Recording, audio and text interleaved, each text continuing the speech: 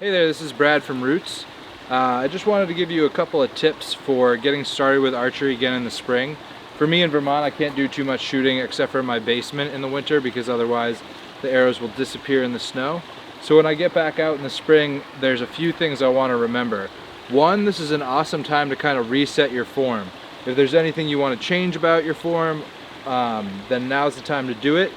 Also, you just want to be conscious of your form and make sure that when you're drawing back, your forearm and your fingers are nice and in line, that you're pushing out with your chest and really drawing with your upper back, that you're pushing that front hand forward, that you're anchoring all the way to whatever your anchor point is. For me, it's the middle finger to the corner of the mouth. And really, it's just a good time to be slow and shoot less, but pay more attention to how you're shooting. The second thing I say that really supports that is when you start in the spring, start with a lightweight bow, right? Start with a bow that is like 10 pounds, maybe less than what you'd hunt with. So for me, that's about 45 pounds, and that's what this bow is. The final thing I'll say with shooting in the spring is to start close, right? Until you are consistently hitting what you want to be hitting, there's no need to be more than 5 yards away. Once you're really hitting what you want at 5 yards, back up to 10. Once you're hitting at 10, back up to 15. Now hopefully that's happening pretty quickly, but if you're a beginner, then spend as much time as you need to at 5 yards. Alright, so here's a couple shots.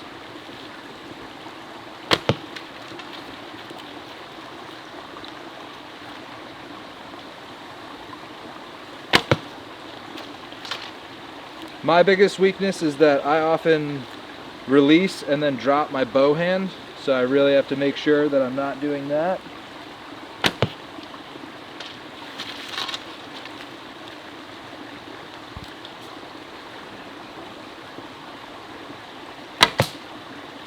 Alright, so another little thing, this is just a bonus, throw in there.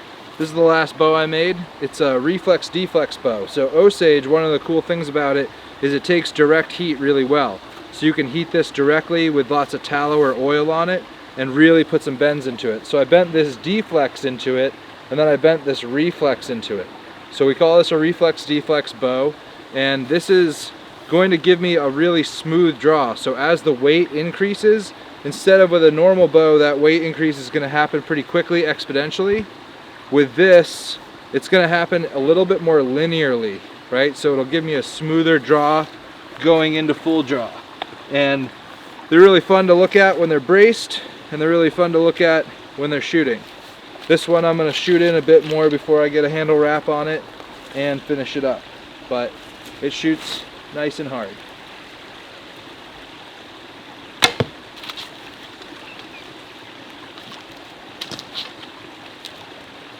That one needs a new knock.